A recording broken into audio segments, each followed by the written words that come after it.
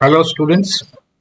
Dissolution DK Goyal की book को हम कंटिन्यू कर रहे हैं। आज हम लोग क्वेश्चन नंबर 4 करेंगे। अब ये क्वेश्चन नंबर जो 4 है, ये फुल जो रिक्वायरमेंट है डिसोल्यूशन में कि कौन कौन से अकाउंट्स बनते हैं, uh, वही ये क्वेश्चन है। अगर इसमें देखो नीचे, तो रियलाइजेशन अकाउंट एक बनाना है, बैंक अकाउंट बनाना है एंड पार्टनर्स कैपिटल अकाउंट बनाना है। तो 3 अकाउंट हमको यहाँ बनाने हैं। ठीक है, तो ये 3 अकाउंट का फॉर्मेट क्या होता है? रियलाइजेशन अकाउंट का क्या है? Particular amount. ठीक है, और ये साइड इसका डेबिट साइड होता है और दूसरा साइड क्रेडिट साइड है। ठीक है, तो इसी तरह से पार्टनर्स कैपिटल अकाउंट है पर्टिकुलर ए बी। तो ये साइड डेबिट साइड होता है और ये साइड क्रेडिट साइड होता है। उसके बाद लास्ट अकाउंट जो बनाना है वो है बैंक अकाउंट। उसमें भी यही है फॉर्मेट, पर्टिकुलर अमाउंट। इसमें भी ये साइड डेबिट है और ये साइड क्रेडिट होता है। ठीक है, तो अब हमको जो क्वेश्चन दिया गया है, क्वेश्चन का पैटर्न क्या है? एक बैलेंस शीट है और उसके नीचे कुछ एडजस्टमेंट्स दिए हुए हैं। पहले तो बैलेंस शीट देख लेते हैं। बैलेंस शीट में क्या है? एक एसेट साइड है और एक लायबिलिटी साइड है। ठीक है, अब रियलाइजेशन अकाउंट जो हम बनाएंगे उसमें हमें करना क्या है? रियलाइजेशन अकाउंट में हम वो वाली एसेट्स को ट्रांसफर करेंगे जिस एसेट्स को हम बेच सकते हैं। ठीक है, तो रियलाइजेशन अकाउंट में वो एसेट जाएंगे जो बेच सकते हैं और उसको वहां बेचेंगे फिर अकॉर्डिंग टू एडजस्टमेंट। और वो वाली लाइबिलिटीज जो हमने आउटसाइडर को पे करनी है वो भी रियलाइजेशन अकाउंट में जाएगा। तो एक साइड पे एसेट चला जाएगा, दूसरी साइड अपोजिट साइड पे लाइबिलिटीज चला जाएगा। तो इसका मतलब है कि रियलाइजेशन अकाउंट में हुआ क्या कि भाई हमने एसेट सारा बेचा और दूसरी तरफ से सारा पेमेंट कर दिया। अब वहां पे जो भी प्रॉफिट और लॉस अकाउंट, जो भी बचा पैसा, वो प्रॉफिट और लॉस होगा, वो पार्टनर्स में डिस्ट्रीब्यूट हो गया। ये हो गया रियलाइजेशन अकाउंट। ठीक है, अब 2 पार्ट्स हैं यहाँ पर क्वेश्चन में, इसको समझ लेते हैं ताकि आने वाले क्वेश्चंस में इजी हो जाए आप लोगों के लिए। एक तो बैलेंस शीट पार्ट है और नीचे एडजस्टमेंट्स है। एडजस्टमेंट्स बेसिकली क्या दिया हुआ है एडजस्टमेंट्स में कि भाई हम कैसे एसेट्स को, कितने का सेल कर रहे हैं एसेट को और कौन सी लायबिलिटी कितने पे कर रहे हैं। बस ये 2 इंफॉर्मेशन है नीचे में। मतलब कहां से पैसा रिसीव हो रहा है, कहां हम पेमेंट कर रहे हैं, वो एडजस्टमेंट्स है नीचे। बस। और ऊपर जो बैलेंस शीट है, अब वो एसेट्स है और दूसरा लायबिलिटीज है। एसेट्स में कुछ एसेट्स ऐसी होंगी जिसको हम बेच नहीं सकते, जैसे वहां पे प्रॉफिट एंड लॉस अकाउंट दिया हुआ है। अब वो उसका मतलब है लॉसेस। एसेट साइड पे अगर प्रॉफिट एंड लॉस अकाउंट दिया हुआ था लॉसेस, तो क्या हम लॉस को बेच सकते हैं? नहीं। और एडवर्टीजमेंट सस्पेंस अकाउंट, मतलब एडवर्टीजमेंट पे कोई खर्चा हुआ था वो दिया हुआ है, तो उसको हम बेच सकते हैं? नहीं। Preliminary expenses? नहीं। Deferred expenditure? नहीं। तो इस तरह से कुछ वर्ड्स हैं एसेट साइड पे जो दिए होंगे जिसको हम बेच नहीं सकते। तो बेच नहीं सकते तो फिर लॉजिकली इसको रियलाइजेशन अकाउंट में ट्रांसफर करने का तो कोई मतलब ही नहीं बनता है, ये उसने वहां तो जाना ही नहीं है। ठीक है ना? तो फिर ये कौन कौन सा ग्रुप है, क्या नाम होंगे यहाँ पर जो एसेट साइड से हमें ध्यान रखना है? सबसे पहले तो पी एन एल अकाउंट अगर वर्ड दिया हुआ है इसका ध्यान रखना है। ठीक है, उसके बाद आ गया अक्यूमुलेटेड लॉसेज वर्ड अगर दे दिया है, अक्यूमुलेटेड लॉसेस अगर ये वर्ड आ जाए, ये भी नहीं जाएगा रियलाइजेशन अकाउंट में। उसके बाद डेफर्ड एक्सपेंडिचर, ये सारे वर्ड्स दे रहा हूं मैं जो जो पॉसिबल हैं। डेफर्ड एक्सपेंडिचर वर्ड दिया हो,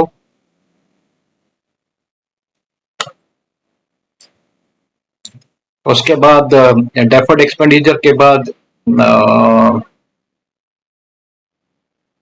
यहाँ यही लिख देते हैं प्रिलिमिनरी एक्सपेंस, ये दिया हो, ये भी नहीं जाएगा। अब ये क्या होती है एक्यूमुलेटेड लॉसेस, डेफर्ड एक्सपेंडिचर? थोड़ा बता देता हूँ। एक्यूमुलेटेड लॉसेस का मतलब है कि भाई लॉस हो रखे हैं फर्म को और वो एसेट साइड पे पड़े हुए हैं, तो वो उसको तो हम बेच नहीं सकते। डेफर्ड एक्सपेंडिचर का मतलब है कोई ऐसा एक्सपेंस था जिसको हमने अभी एज एन एक्सपेंस शो नहीं किया है, तो उसको रखा हुआ है बैलेंस शीट में, धीरे धीरे उसको एज एन एक्सपेंस शो करेंगे। कुछ एक्सपेंसेस होते हैं जिसको डायरेक्टली हम शो कर देते हैं, जिस साल हम पे करते हैं, जैसे सैलरी है, रेंट है, उसको डायरेक्टली शो करते हैं। बट कुछ एक्सपेंडिचर्स को हम पोस्टपोन कर देते हैं कि भाई बाद में शो करेंगे, आने वाले सालों में शो करेंगे, तो वो भी पड़े हुए हैं डेफर्ड एक्सपेंडिचर। प्रिलिमिनरी एक्सपेंस एक ऐसा एक्सपेंस है जो हमने बिजनेस शुरू करने से पहले हम जो खर्चा कर देते हैं। बिजनेस शुरू करने के लिए बहुत सारे खर्चे हो जाते हैं, तो उस एक्सपेंस को जो बिजनेस शुरू करने से पहले कर दिया उसको प्रिलिमिनरी एक्सपेंस बोलते हैं। वो एक्सपेंस भी यहाँ पड़ा हुआ है, इसको भी धीरे धीरे हम एज एन एक्सपेंस शो करेंगे, बट ये पड़ा हुआ है यहाँ पर, तो ये भी नहीं बेचा जा सकता है। उसके बाद एडवर्टीजमेंट सस्पेंस एक वर्ड आ जाता है, अगर वो दिया हो, एडवर्टाइजमेंट,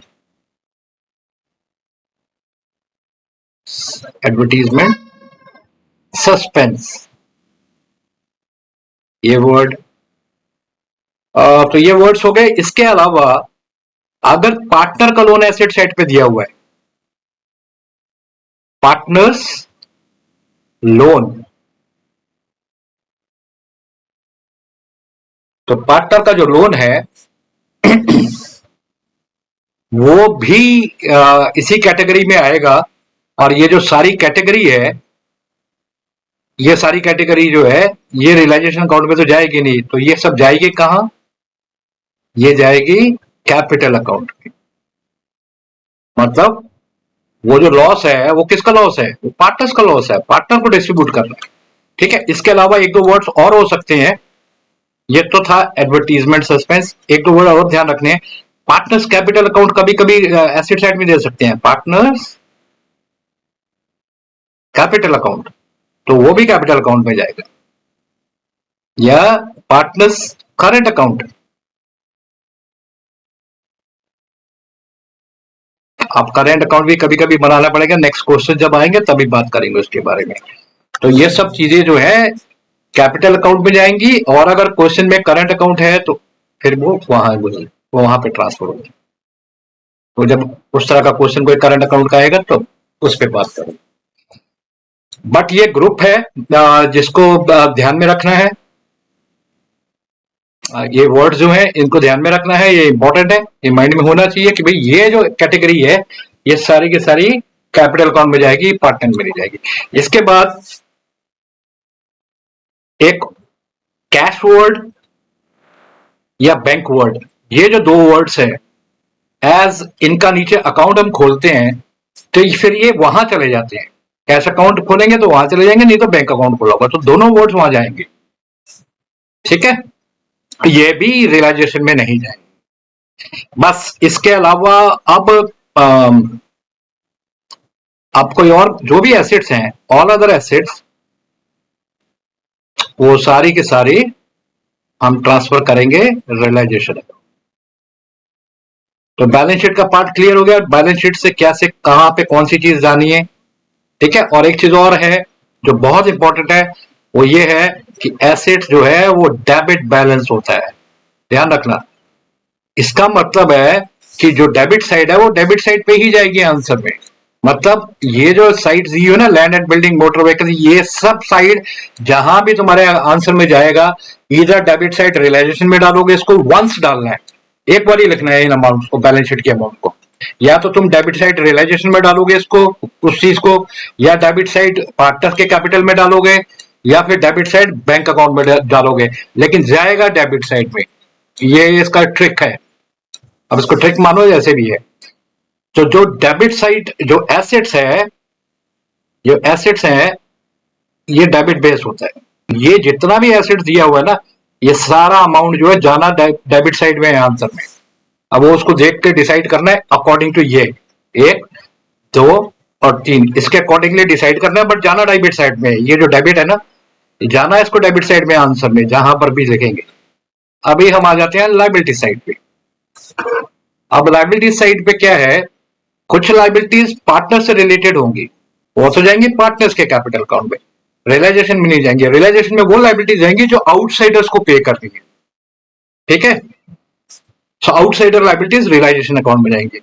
तो लाइबिलिटीज कौन कौन सी है जो रियलाइजेशन में नहीं जाएंगी? एक तो पार्टनर के कैपिटल हो गया, पार्टनर्स कैपिटल वर्ड, पार्टनर का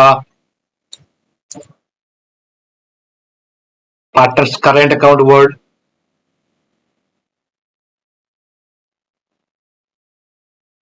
current account, any profit and loss account, PNL account, ये वर्ड दिए हो, ये भी नहीं जाएगा रियलाइजेशन में, क्योंकि ये किसी को पे ही नहीं करना हमने आउटसाइडर को, ये आउटसाइडर का मतलब ही नहीं है इसमें। कोई रिजर्व्स है या फंड वर्ड दिया हो, जैसे रिजर्व फंड, ठीक है, जनरल रिजर्व, कॉन्टिजेंसी रिजर्व, इस तरह से दिए हों। बट ये फंड्स में मैं एक चीज बोल देता हूं, एक्सेप्ट नीचे लिख रहा हूं, इसको दे रहा हूं, इसको ध्यान रखो, एक्सेप्ट एक्सेप्ट प्रोविडेंट फंड। एक तो हो गया प्रोविडेंट फंड, ये fund, and asset related fund, asset related fund कोई अगर है तो, ठीक है, एसेट रिलेटेड फंड और प्रोविडेंट फंड, ठीक है। तो ये जो चीजें हैं ये सारी की सारी जाएंगी एक्सेप्ट ये चीजों के, ये जाएगा कैपिटल अकाउंट,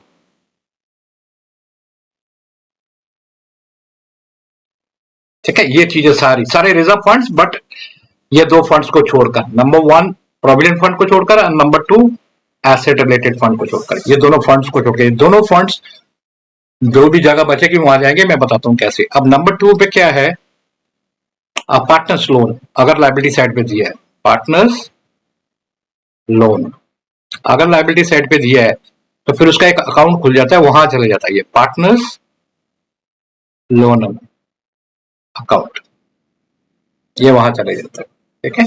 अब आ गया number three, all other liabilities. अब जो भी लाइबिलिटीज बच गई वो सारी आउटसाइडर लाइबिलिटीज है, वो चले गया फिर रियलाइजेशन अकाउंट में।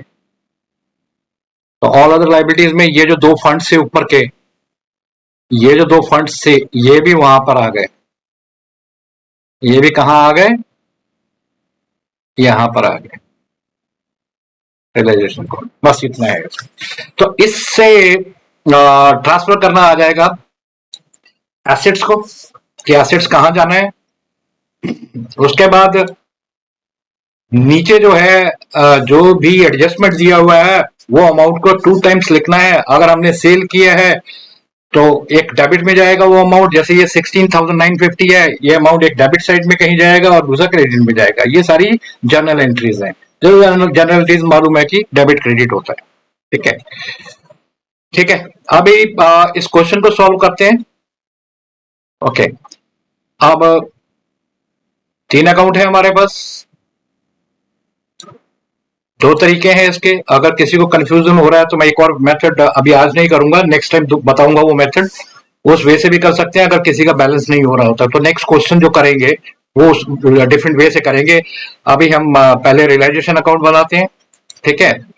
तो रियलाइजेशन अकाउंट में एसेट साइड से मालूम है ना, ये चीजें छोड़कर और कैश एंड बैंक को छोड़कर सब कुछ जाएगा रियलाइजेशन अकाउंट में। तो कौन सा हो गया, ये ग्रुप में लैंड एंड बिल्डिंग नहीं है तो लैंड एंड बिल्डिंग गया रियलाइजेशन में, लैंड एंड बिल्डिंग गया, मोटर व्हीकल्स भी रियलाइजेशन में जाएगा, स्टॉक भी रियलाइजेशन में जाएगा। अब डेटर्स क्या होता है, ये रियलाइजेशन के डेबिट साइड में जाएगा और ये रियलाइजेशन का जो प्रोविजन है वो क्रेडिट साइड में जाएगा। और कैश एंड बैंक जो है वो कैश अकाउंट या बैंक अकाउंट में जाएगा, लास्ट में जो भी अकाउंट थर्ड बना रहे हैं ये वहां चले जाएगा। तो ये ऐसे ट्रांसफर इसको कर देंगे हम, सॉरी। आप दूसरा साइड जो देखेंगे लाइबिलिटीज में कोई रिजर्व फंड्स वगैरह वो कुछ नहीं है, जो मैंने लिस्ट दिया है यहाँ पर, करंट अकाउंट और ये कोई भी पीएनएल अकाउंट और रिजर्व्स हो, तो ऐसा कुछ भी नहीं है। सिर्फ एक क्रेडिटर्स है जो आउटसाइडर लाइबिलिटी है, वो जाएगा रियलाइजेशन अकाउंट में, ये रियलाइजेशन अकाउंट में चला जाएगा, और कैपिटल वर्ड्स जो हैं ये कैपिटल अकाउंट में चले, ठीक है। ये रियलाइजेशन में गया, ये रियलाइजेशन में गया, ये भी रियलाइजेशन में है, ये भी रियलाइजेशन में चला गया, और डेटर्स भी रियलाइजेशन में चले गए। क्रेडिटर जो प्रोविजन है ये रियलाइजेशन अकाउंट के क्रेडिट में चले गए, और कैश बैंक जो है वो बैंक अकाउंट। तो इस तरह से इसको ट्रांसफर करते हैं। तो पहले जो है first let's do it from the asset side, transfer कर देते हैं एसेट्स को। तो पहली एसेट क्या है, लैंड एंड बिल्डिंग, और मैंने क्या बोला है, ये एसेट्स का डेबिट बैलेंस होता है, तो हर एसेट जो है वो डेबिट साइड में ही जाएगी, ठीक है। ठीक है, तो पहली एसेट क्या है, land and building 30,000 and motor vehicles 18,300। टू टाइम बचाने के लिए लैंड एंड बिल्डिंग दिया हुआ है ना, वहां पे सिर्फ बिल्डिंग लग, एग्जाम में भी ऐसे कर सकते हैं। लैंड एंड बिल्डिंग 30,000 है, 30,000 ट्रांसफर कर दिया, ठीक है ना। यस, अब उसके बाद है मोटर व्हीकल्स, ये भी डेबिट साइड पे यही आएगा 18,300 टू मोटर व्हीकल, इसको भी शॉर्ट लिख सकते हो, मतलब व्हीकल अकेला लिख सकते हो, 18,300। नेक्स्ट में क्या है, डेटर्स 1,13,200, और डेटर्स को पहले लिखते हैं, टू डेटर्स 1,13,200, एंड प्रोविजन दूसरी रेट पे जा रहा है by PBD, provision for bad debt, वो कितना है वो भी लिख लेते हैं, 2450। उसके बाद कैश है उसको यहां नहीं डालेंगे, 2450 ये आ गया यहाँ पर। अब कैश है लास्ट में, कैश को कैश अकाउंट में जाएगा, अभी लिखना चाहो अभी लिख सकते हो, बाद में लिखना हो बाद में लिख सकते हो, 13,650। तो एसेट साइड हो गया। अभी लाइबिलिटी साइड में एक ही लाइबिलिटी है, क्रेडिटर्स 97,500, इसको ट्रांसफर करते हैं। अब ये लाइबिलिटी जो है क्रेडिट बैलेंस होता है, तो वहां से ट्रांसफर होकर क्रेडिट साइड में आएगा बाय क्रेडिटर्स। कितना अमाउंट है, 97,500, तो इसको भी यहां लिख लेते हैं, 97,500 ये हो गया। अब यहां से हमारा एसेट्स और लाइबिलिटीज ट्रांसफर हो गया। अभी हमको एडजस्टमेंट देखना है। Partner decided to dissolve the firm. अब यहाँ पर एसेट, यहाँ पर क्या होगा, ये तो एसेट सेल होगा या लाइबिलिटीज पेबल, ठीक है, देखते हैं। On that firm and the date of balance sheet, motor vehicles and stocks were sold for cash 16,950 and 77,600 respectively. All debtors were realised in full, debtor से पूरा पैसा आ गया। लैंड एंड बिल्डिंग कितने का बिका, तो ये सारी की सारी एसेट्स कैश में बिकी है। जब भी बेचना है देखो, अब एसेट बेचेंगे तो दो तरीके से बेच सकते हैं, या तो हम मार्केट में बेचेंगे और कैश मिलेगा, या फिर हम किसी पार्टनर को बेच देंगे, ठीक है, दो नॉर्मल तरीके। तो इस केस में अगर पार्टनर को बेचेंगे, बेचेंगे कहां पर, रियलाइजेशन अकाउंट के क्रेडिट साइड में बेचेंगे। एसेट जो दिया हुआ है डेबिट साइड में दिया हुआ है, अब इनको बेचेंगे हम क्रेडिट साइड, यहां बेचते चले जाएंगे। और दो वर्ड्स यूज करेंगे, या तो बाय बैंक यूज करेंगे हम, या फिर बाय पार्टनर्स कैपिटल। अगर पार्टनर को बेच रहे हैं तो उसका नाम, अदरवाइज बाय बैंक, ठीक है। तो ये जो एसेट्स हैं, अब ये 3-4 इकट्ठी एसेट्स हैं जो हमने बेची हैं, तो आप क्या करेंगे, हम यहां लिख लेते हैं बाय बैंक, और इसके अंदर ये 3-4 जो भी एसेट्स हैं ये सारी की सारी यहां डाल देते हैं। मोटर व्हीकल सोल्ड है 16,950, तो इसके नीचे लिख देते हैं व्हीकल कितना, 16,950 में बिक गया ये। उसके बाद स्टॉक, स्टॉक हो गया 77,600 में, ये हो गया। Then debtors, all debtors were realised in full, तो डेटर्स है कितने के हमारे पास, हम यहाँ डेटर्स देखें तो ये वाला अमाउंट देखना है, वो सब पीबीडी को भूल जाना है।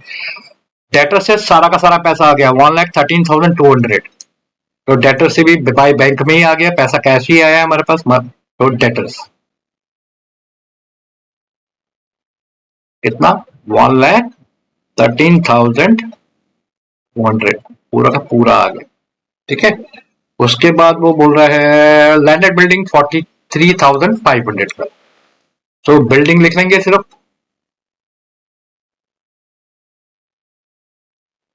43,500 का बिल्डिंग भेज दिया, 43,500।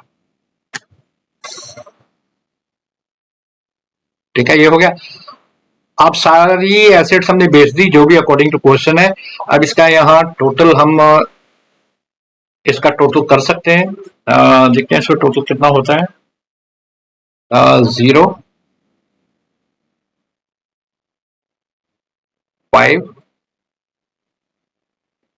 9, 6, 59, 17, 79, 5, 22, 2, 6 into 8, 15,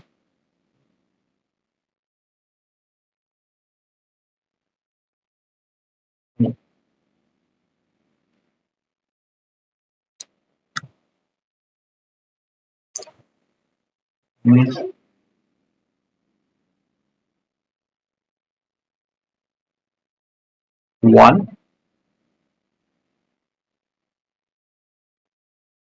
ये हो गया 5,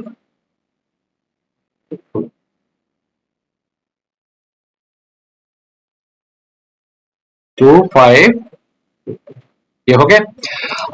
अब एसेट्स हो गया। अभी आप देखते हैं, अब एसेट्स को पे एसेट्स हमने सेल कर दिया। अब creditors were paid in full subject to a discount of 1700। तो क्या हुआ, क्रेडिटर्स कितना अमाउंट है 97,500 है, इसमें से हमें डिस्काउंट मिल गया 1700 का, तो बाकी का हम पे करेंगे। अब लाइबिलिटीज इधर साइड पे क्रेडिट साइड पे दिया होता है, इसको पेमेंट यहाँ करते हैं। लाइबिलिटीज का भी ऐसे ही है, अगर पार्टनर इन्वॉल्व है लाइबिलिटी की पेमेंट में तो पार्टनर का नाम लिखेंगे, नहीं तो फिर हम बैंक अकाउंट लिखेंगे। इसमें हम लिख देते हैं टू बैंक। कितना है अमाउंट क्रेडिटर का 97,500 माइनस इस 1700 का हमें मिल गया डिस्काउंट। तो ये अमाउंट कितना आ गया 95,800, ये आ गया। अब नेक्स्ट आते हैं हम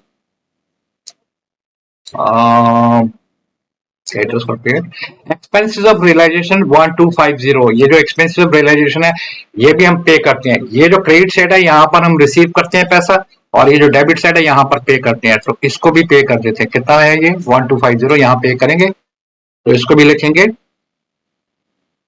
टू बैंक,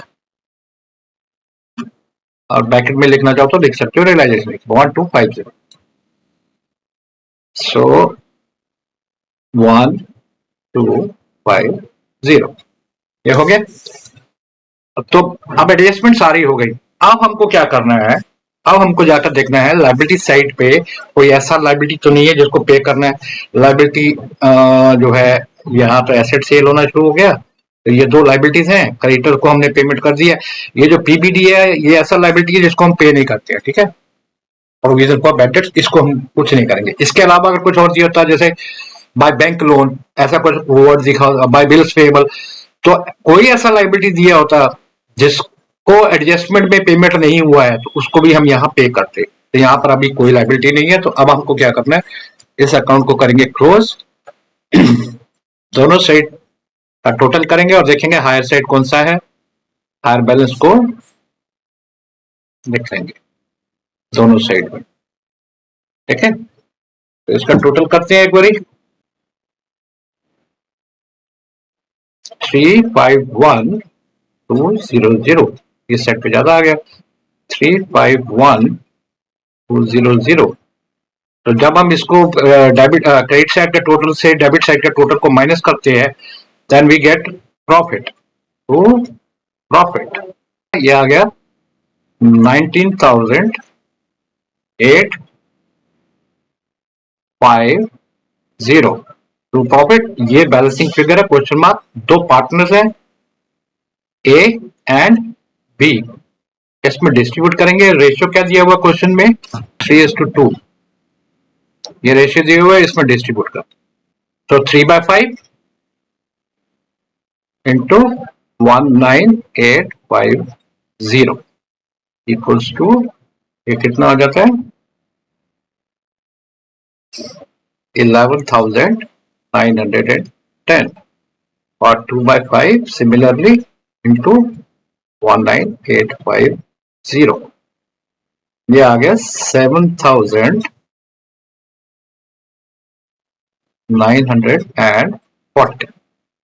तो ये बैलेंसिंग फिगर आ गया। अब हम आते हैं कैपिटल अकाउंट। कैपिटल अकाउंट में आते हैं तो सबसे पहले जाएंगे बैलेंस शीट में। बैलेंस शीट में से जो भी कैपिटल अकाउंट में आना है वो कैपिटल अकाउंट में आएगा। एसेट साइड में से अगर ये नंबर 1 दिया होता, accumulated losses, deferred expenditure, advertisement, suspense, वो एसेट साइड में से आ जाता, वो कुछ भी नहीं है, तो एसेट साइड ओवर है।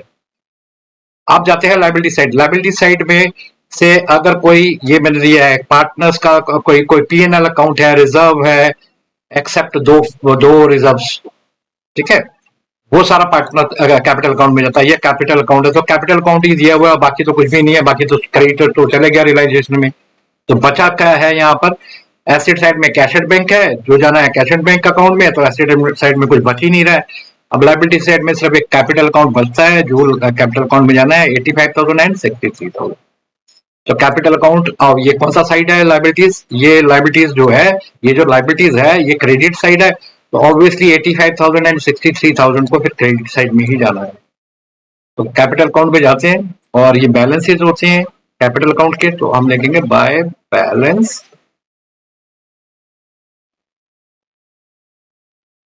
पीडी।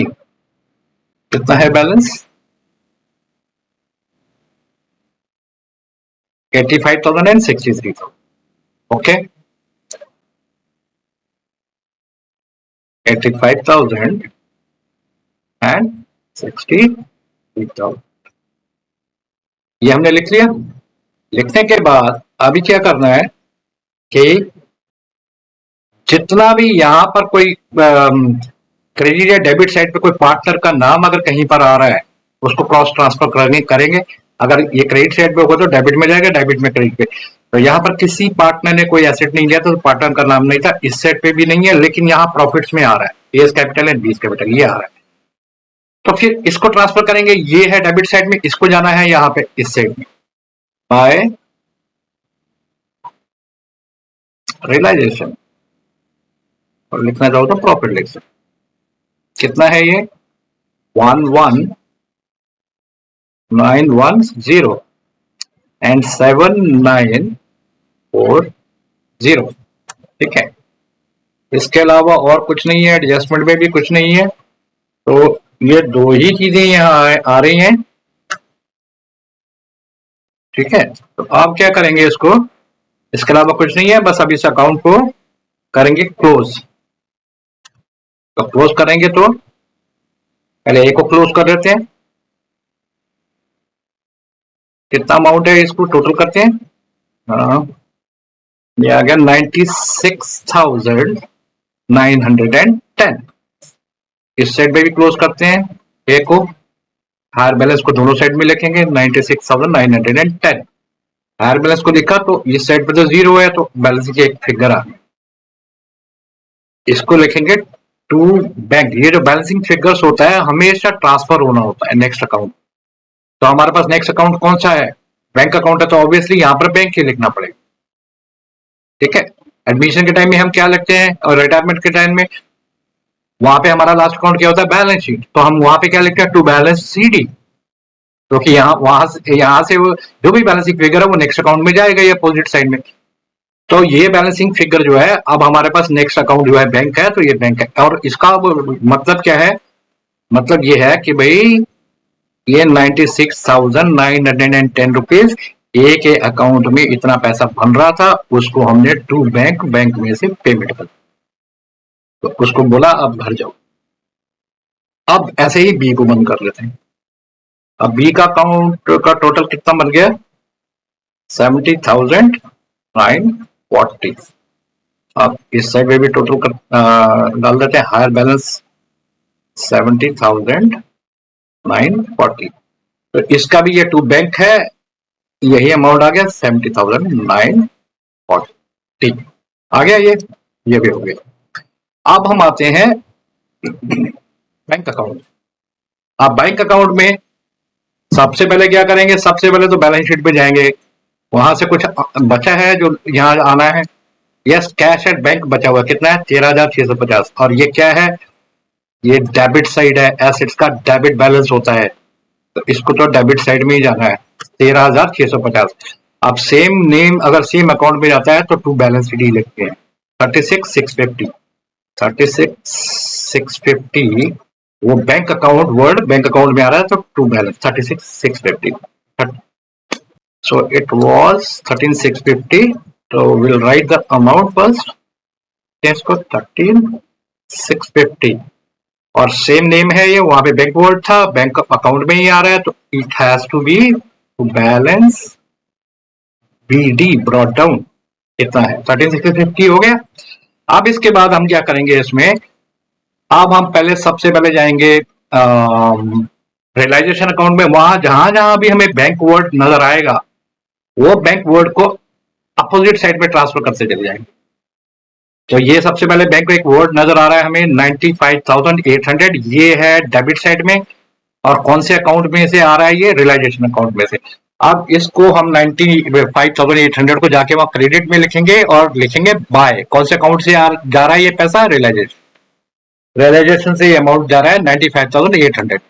तो बैंक अकाउंट में गए, क्रेडिट साइड में आएंगे और लिखेंगे बाय रियलाइजेशन 95,800। फिर वहां जाते हैं और देखते हैं कोई बैंक वर्ड और है। 95,800 हो गया। और 1250 एक और बैंक वर्ड है, इसको भी डालते हैं। 1250 को भी अगेन लिख लेते हैं। कहां से आ रहा है? ये रियलाइजेशन से आ रहा है, तो रियलाइजेशन अकाउंट 1250 ये हो गया। अभी आते हैं हम लोग ये साइड में। ये साइड में बैंक, ये रहा बैंक। ये बैंक है 2,51,250 और ये है क्रेडिट साइड में। इसको डेबिट में डालते हैं वहां जाके 251,250 251,250 2,51,250 कौन से अकाउंट से आ रहा है? ये रियलाइजेशन अकाउंट से आ रहा है, तो टू रियलाइजेशन। ये लेजर पोस्टिंग क्लास 11 में किया होगा ना? ठीक है, ये हो गया। अब इसके बाद हम आते हैं रियलाइजेशन अकाउंट में कोई और नहीं है इस साइड पे बैंक, यही था एक, हो गया, ये खत्म हो गया ये। अब आते हैं पार्टनर्स कैपिटल अकाउंट में कोई बैंक वर्ड है? यस, ये रहा बैंक वर्ड। अब ये है डेबिट साइड में, अब इसको डालेंगे क्रेडिट साइड में 96,910 96,910 96,910 and 7940 7940 कौन से अकाउंट में से आ रहा है? ये आ रहा है कैपिटल अकाउंट में से। किसके कैपिटल अकाउंट में से आ रहा है? ये by S capital and by बीज कैपिटल। आ गया, सब कुछ हो गया। अब यहाँ पे both side should be equal, दोनों साइड इक्वल होना चाहिए। लास्ट अकाउंट हमेशा बैलेंस्ड हो जाता है। ठीक है, तो इसको टोटल करके देख लेते हैं। ठीक है, इसका टोटल आ जाएगा 2,64,900 और दूसरी साइड भी 2,64,900। ओके, तो ये अकाउंट, लास्ट अकाउंट हमेशा बैलेंस हो जाता है। तो अब ओवरऑल एक बार रिकलेक्ट करते हैं सब चीजों को, क्या हुआ यहाँ पर। एक क्वेश्चन था जिसमें एसेट्स है लायबिलिटीज था। एसेट्स एंड लायबिलिटीज को कैसे ट्रांसफर करते हैं हम लोग? ये एसेट्स एंड लायबिलिटीज, ये जो ग्रुप है डेफर्ड एक्सपेंडिचर एक्यूमुलेटेड लॉसेस, ये सब ये ग्रुप जो जाता है कैपिटल अकाउंट में, कैश और बैंक जाता है कैश अकाउंट में, बाकी सारी एसेट जाती है रियलाइजेशन अकाउंट में। तो पहले तो एसेट साइड हमको क्लियर होना चाहिए। एसेट्स का डेबिट बैलेंस होता है, डेबिट साइड ही सबको जाना है, चाहे तीनों में से कोई भी अकाउंट चूज कर लो। उसके बाद अकॉर्डिंगली लायबिलिटीज में भी ये कुछ लायबिलिटीज हैं जो कैपिटल अकाउंट में जाएंगी और एक पार्टनर का लोन होगा जो पार्टनर के लोन अकाउंट एक सेपरेट बनाएंगे, वहां चला जाएगा। इसके अलावा जो भी लाइबिलिटीज बचती हैं सारी की सारी रियलाइजेशन हो जाएंगी, मतलब वो सारी आउटसाइडर लाइबिलिटीज। ठीक है, ये कंसेप्ट था। उसके बाद नीचे थी एडजस्टमेंट, जहां से हमने एसेट्स को सेल किया। एसेट्स को सेल किया तो एसेट जब सेल करते हैं तो रियलाइजेशन का क्रेडिट साइड में लिखते हैं। लिखने के लिए अगर हम पार्टनर को सेल कर रहे हैं तो पार्टनर का नाम डालेंगे, अगर हम डायरेक्टली मार्केट में बेच रहे हैं तो बाय बैंक या कैश, जो भी अकाउंट हम लास्ट वाला बना रहे हैं वो वर्ड हम डाल देंगे, तो एसेट बेच देंगे। दूसरी साइड में अकॉर्डिंग टू एडजस्टमेंट हम लाइबिलिटीज को भी पे कर देंगे। सब पे करने के बाद रियलाइजेशन अकाउंट में हम चेक करेंगे कि कोई लाइबिलिटी बचा तो नहीं है जो हमको पे करना है। अगर कोई ऐसा लाइबिलिटी है तो उसको भी हम डेबिट साइड में पे कर देंगे। उसके बाद हम रियलाइजेशन अकाउंट को क्लोज करेंगे, बैलेंस करेंगे और प्रॉफिट निकल के आ जाएगा। फिर हम बनाते हैं partners capital account. Partners capital account बनाने के लिए सबसे पहले हम बैलेंस शीट में जाएंगे और देखेंगे एसेट साइड में कोई ऐसा एसेट है जो पार्टनर्स कैपिटल अकाउंट में जाना है तो उसको ट्रांसफर करेंगे। लायबिलिटी साइड में ऑब्वियसली कैपिटल अकाउंट वर्ड है वो तो जाना ही है। उसके अलावा अगर कोई और रिजर्व्स वगैरह दिए हुए हैं जो मैंने यहाँ डिटेल दिया था ये रिजर्व्स का, except these two reserve, these two loans, sorry reserves, provident fund and asset related fund, इसके अलावा अगर कोई भी रिजर्व यहाँ दिया हुआ है तो वो भी जाना था। तो पार्टनर्स कैपिटल अकाउंट में वो डालने के बाद फिर हम रियलाइजेशन अकाउंट में आते हैं कि वहां पर अगर कोई पार्टनर्स का नेम है उसको यहाँ डाल देते हैं कैपिटल अकाउंट। कैपिटल अकाउंट को बैलेंस करते हैं, फिर उसके बाद एंड टू बैंक आ जाता है, बैलेंस शीट पे। उसके बाद आते हैं हम बैंक अकाउंट में। बैलेंस शीट में से हम बैंक का बैलेंस स्लिप उठाते हैं, उसको डालते हैं। डालने के बाद हम आते हैं रियलाइजेशन अकाउंट में, जहां जहां बैंक वर्ड है, ये बैंक वर्ड क्रेडिट में है, इसको डेबिट में डालेंगे बैंक अकाउंट में। ये बैंक वर्ड यहाँ पर ये अमाउंट जो है ये डेबिट में है, इसको क्रेडिट में डालेंगे, वहां पे क्रॉस करेंगे। तो रियलाइजेशन में जितने भी बैंक वर्ड है उसको ट्रांसफर करेंगे। फिर हम आएंगे कैपिटल अकाउंट पे। कैपिटल अकाउंट में भी बैंक वर्ड यहाँ दिया हुआ है, ये डेबिट साइड में जो है ये दो अमाउंट जो है ये और ये जाएगी इसके क्रेडिट साइड में, तो बैंक अकाउंट ऑटोमेटिकली बैलेंस हो। तो ये सब प्रोसेस है इसको करने का। I hope you understood. फिर भी अगर कहीं कोई कंफ्यूजन है then you can write in the comment box. Easy वाला क्वेश्चन है अभी तो ये। We will continue, next question करेंगे नेक्स्ट क्लास में। And till then, bye bye. Take care. Thank you.